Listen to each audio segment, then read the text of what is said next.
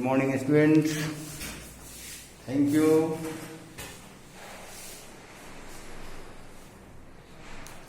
As we know that in chemistry of class 10, chapter first, chemical reactions and equations is running. And in this chapter, we had discussed about this topic to make equations more informative. Here are 3 points about which already we had discussed on previous days. First is by indicating the physical state of the reactants and products, by indicating the heat changes taking place in the reaction, and by indicating the conditions under which the reaction takes place. Now we have to discuss about this 3 point, third points. There are 3 points. On third point we have to discuss now. Dated on 12/5/2020, class 9, class 10. Here now, class 10 here. Class 10, subject science, chemistry, chapter chemical reactions and equations. Note है ये topic name है ना. Number 3 का to indicate the conditions under which the reaction takes place.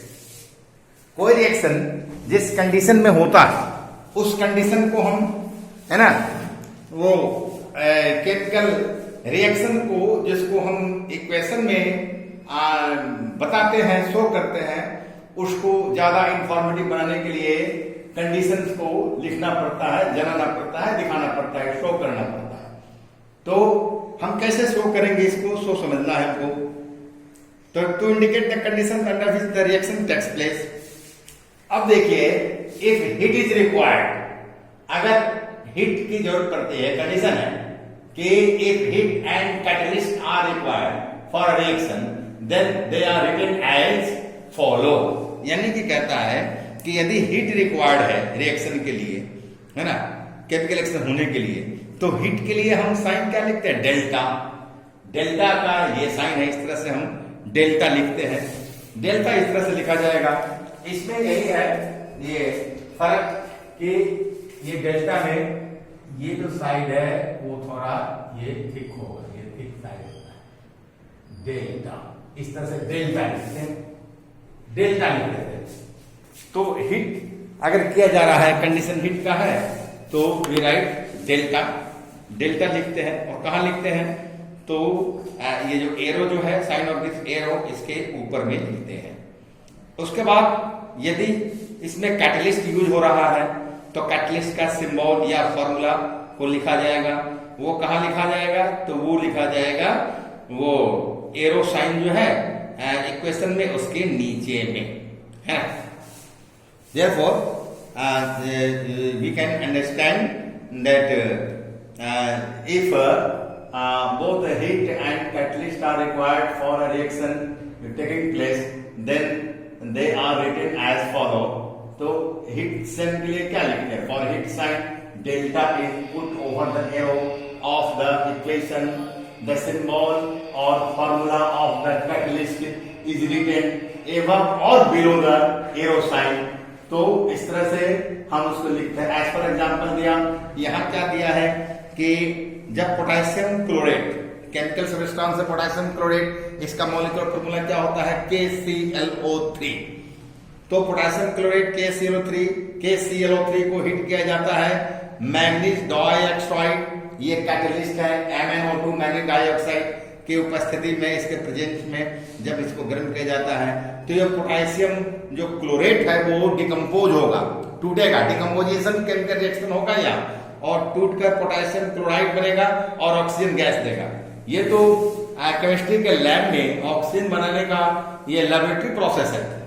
तो ऐसा देता. इसमें हमको कंडीशन क्या दिखाना है, हीट करना है तो हीट को, और दूसरा क्या है कि उसमें कैटलिस्ट है MnO2, उसको दिखाना है. तो देखिए KClO3 सॉलिड है, साइन ऑफ किस ऊपर के हीट के कंडीशन के लिए डेल्टा दिया, नीचे में MnO2 ये कैटलिस्ट के लिए दिया गया है ना. KCl क्या हो गया हमारा, ये हो गया. तो KCl ऊपर ये डेल्टा दिया हीट के कंडीशन को शो करने के लिए, और MnO2 के कैटलिस्ट के लिए शो करने के लिए दिया, कैटलिस्ट को शो करने के लिए, कैटलिस्ट की उपस्थिति में ये रिएक्शन होगा. हो रहा है, KCl सॉलिड है प्लस O2 गैस है। ये स्केलेटन इक्वेशन है ना, ये ढांचा समीकरण है, इसको हमको बैलेंस भी करना है। तो कैसे बैलेंस करेंगे भाई? तो बैलेंस करने के लिए यहां देखिए आपको के एक एटम है के का, है ना, पोटेशियम का लेफ्ट हैंड साइड में, राइट हैंड साइड में भी एक है, क्लोरीन का भाई एक है, इधर भी एक है, ऑक्सीजन का 3 है, यहाँ 2 है। तो यहाँ वहां 3 है और यहाँ 2 है। तो अब यदि इधर हम अगर 2 डालते हैं तो 2 कोएफिशिएंट डालते हैं, 2 2 4 हो जाता है, जो कि 3 है वो बैलेंस नहीं होगा।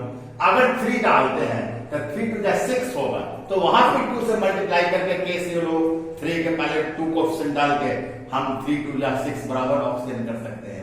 तो ऑक्सीजन को बराबर करने के लिए हमको क्या करना पड़ेगा? तो हमको यहाँ पर ये ऑक्सीजन जो है, ये इक्वेशन के लेफ्ट हैंड साइड में ऑक्सीजन का 3 एटम है, इक्वेशन के राइट हैंड साइड में यानी प्रोडक्ट साइड में ऑक्सीजन के 2 एटम है।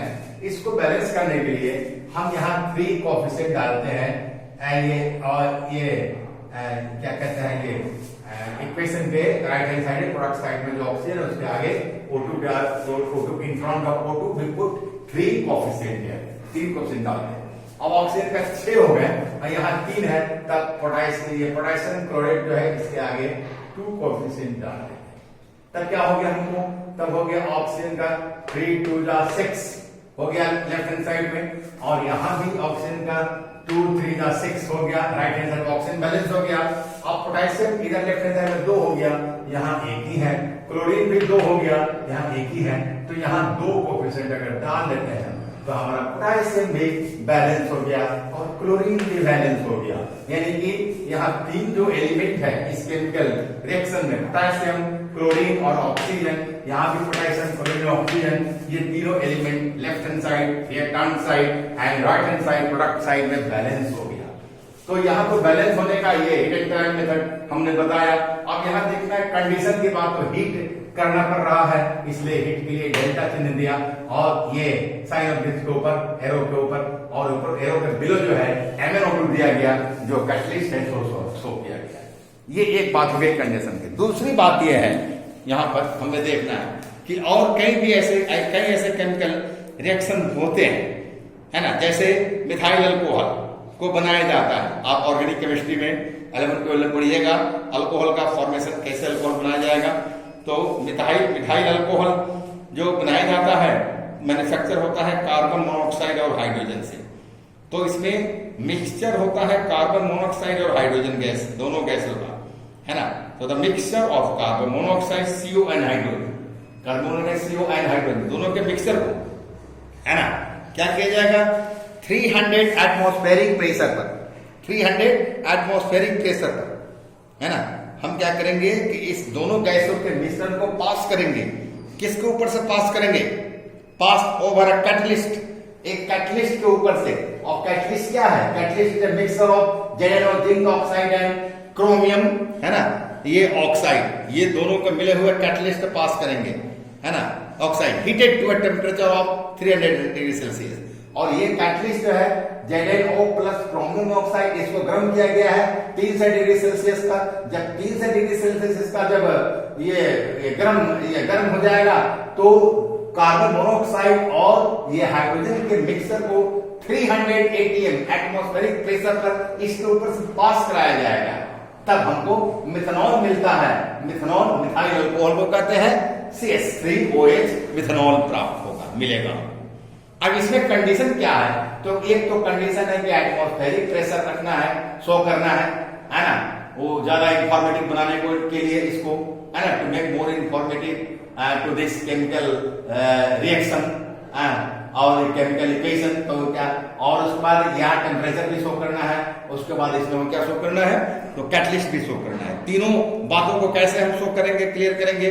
तो देखिए इसमें क्या करना है। अब यहाँ लिखता है इन कंप्रेशन, है ना, up to any atmospheric pressure, मतलब किसी मिक्सर को, किसी सब्सटेंस को हमको कंप्रेस करना है, कंप्रेशन में रखना है किसी एटमॉस्फेरिक प्रेशर पर, and heating up to any temperature, और किसी टेम्परेचर तक हीट भी करना है कैटलिस्ट को, है ना, वो, है ना, टेम्परेचर आर नेसेसरी। दोनों अगर किसी केमिकल इक्वेशन नेसेसरी, जैसे यहाँ नेसेसरी है है ना, to necessary to clarify, then these conditions can be written as 300 atm, है ना, एंड और एनी 300 atm या कोई भी हो, 400 atm हो, 250 atm हो, कुछ भी हो, उसको हम लिख सकते हैं, एंड 300 डिग्री सेल्सियस और any 400 degree Celsius, 150 degree Celsius कुछ भी हो सकता है।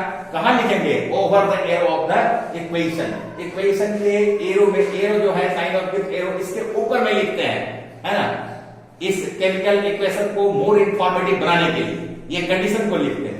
And catalyst should be written below the arrow. और कैटलिस्ट को कहां लिखते हैं? एरो के बिलो में लिखते हैं। एज फॉर एग्जांपल ये गिवन है, कार्बन मोनोऑक्साइड है और उधर हाइड्रोजन है, दोनों गैसेस स्टेट में है। 300 atm पर दोनों के मिक्सचर को 300 atm पर, है ना, रखा गया और उसके बाद ZnO प्लस CrO3, ये दो कैटलिस्ट को 300 डिग्री सेल्सियस गर्म करके पास कराया गया, तो यहाँ क्या मिला आपको? CH3OH मिला, मिथाइल अल्कोहल मिला, यानी कि मिथनॉल मिला। ठीक है, मिथाइल अल्कोहल इसका नाम हुआ, जनरल कॉमन नेम हुआ, और मिथनॉल जो है वो IUPAC नेम है ना। तो इस तरह से आपको 300 atm और 300 डिग्री सेल्सियस और ये जो कैटलिस्ट है ZnO प्लस Cr2, ये तीनों कंडीशन को दिखाया गया इस केमिकल इक्वेशन को मोर इंफॉर्मेटिव बनाने के लिए, है ना। अब इसको हमको क्या करना है?